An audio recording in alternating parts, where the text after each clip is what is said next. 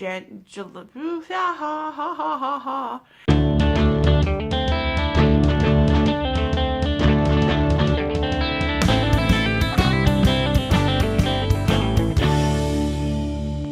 back to Amber Unabridged. When I posted either my January or my February wrap-up video, a lot of people commented on me talking about how much I love picture books and that they'd never really thought of it as like an adult thing to enjoy. And I have sort of been playing with the idea of making a video of some of my favorite picture books ever since then. That is what I'm here to record. These are not in any particular order. They're not but necessarily my favorite picture books. I don't know that I've ever gone through and ranked them really, but some of them are very nostalgic for me, books that I've loved for a very long time, and some of them are books that I discovered by accident or that I discovered recently that I've really enjoyed. I have all these young children in my life that I can be like, I have an excuse to love this thing now. Not that I cared before. I can at least be more aggressive with my love for picture books. I'm also going to be drinking beer because that's just how I roll.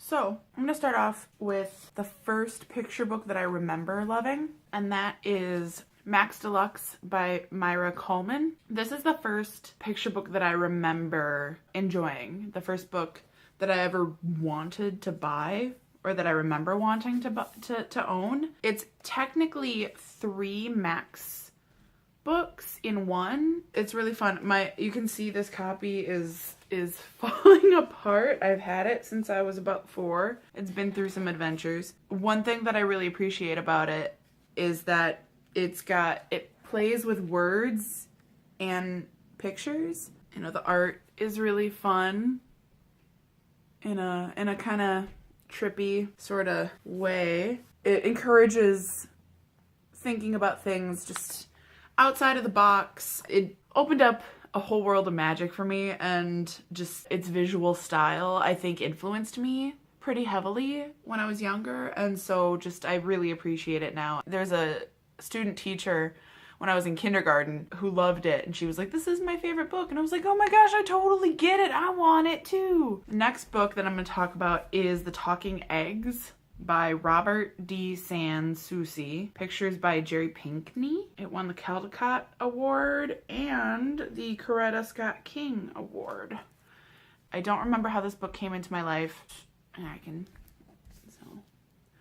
I've had it as long as I remember. It's essentially a Cinderella story retelling. It's a folk tale from the American South. It's about this girl who encounters a witch. She's very nice. Her mom and her sister are very, very mean and nasty, and they got like attacked by toads and stuff. But the art in here is absolutely wonderful, and the story is just great. I really like retellings, but I especially really enjoy Cinderella stories. Here's a good forest kinda.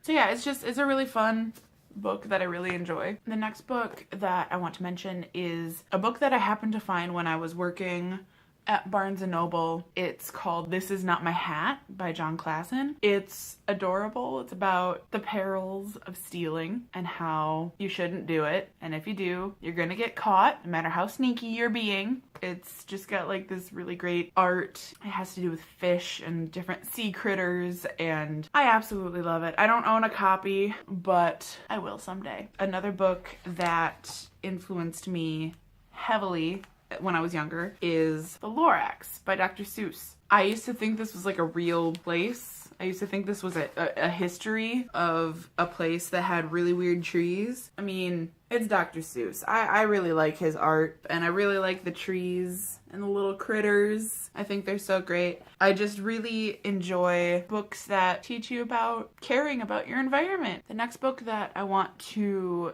talk about is What Do You Do with an Idea by Kobe Yamada. I think I was drawn to it initially because the name is Japanese, and I love anything Japanese. I found it just before my nephew's baptism, and I bought it for him as a baptism gift. I really, really loved the story. The art is absolutely beautiful. It's what do you do with an idea, but it treats the idea as something physical instead of abstract, that you should actually cherish and nourish and grow. And I absolutely love that. Speaking of Japanese books, the next one is one that I happened upon at Half Price Books or some kind of sale a couple years ago, called The Singing Shichimi Clams by Naomi Kojima. And I know that this is translated from the Japanese because I was taking a peek at it earlier. This story is absolutely adorable. It's about a witch who, you know, when she was young, she was mean and whatever, but now she's old and she just doesn't have it in her anymore. But she buys clams to put in her miso soup. But then they're snoring and they're being really cute. And she's like, I can't cook them while they're snoring.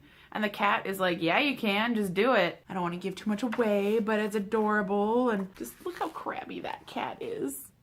He's so mad. And then the clams are super adorable too. So yeah, I happened upon it and I absolutely adore it. The next book I want to talk about is another recent find. My friend bought me a card game for Christmas because it's called the Tea Dragon Society, and it had to do with dragons and tea, and it's a game, and he was like, well, Amber would like this, and he was not wrong. It's a very fun, very adorable game that happens to be based on a book. So I went and found the book at the library, and I loved it so much I bought it. I bought it for me, and I bought a copy for my nephew. And it is The Tea Dragon Society by Katie O'Neill. This might be more of like a graphic novel. I don't know. It's also very large, so I feel like it counts. And it's just got absolutely beautiful kind of art going on.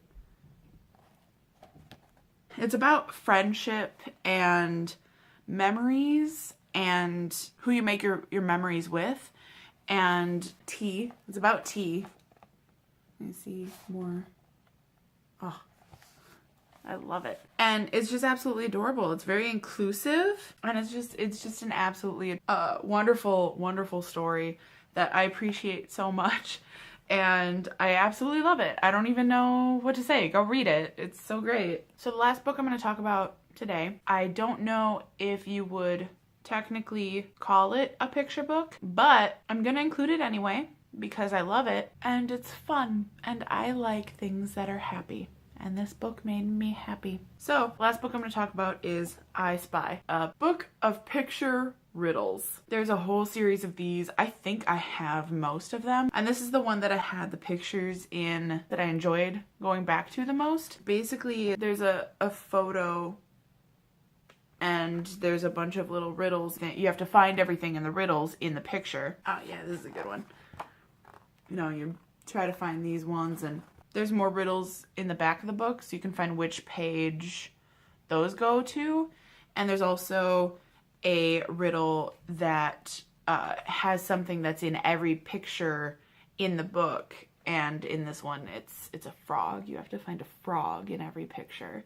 And it's delightful, and I appreciate it, and I enjoy it so much. The magic has never been lost on me. Most people my age had Where's Waldo. I had I Spy. That was my wheelhouse when I was itty bitty. And middle. And now. Those are some of my favorite picture books. If you enjoy reading picture books as an adult, I would really love to hear about it. Or if you have kids or nieces and nephews and you enjoy reading picture books to them, what are your favorite picture books? I would love to explore some more and hear about the things that you enjoy reading. I can always do like a part 2 video if you guys want some more picture books that I enjoy. If you happen to notice my earrings and you enjoy them, close up. Stop it. I love that they're little looms. Aren't they adorable? These were handmade locally in Milwaukee. And if you would like information how to contact the artist who made them, I will link her contact information down below. Let me know what your favorite picture books are, and let me know what kind of books you enjoy reading that you think other people may judge you for, but you don't care because love what you love. I hope that you have a wonderful time reading. Bye.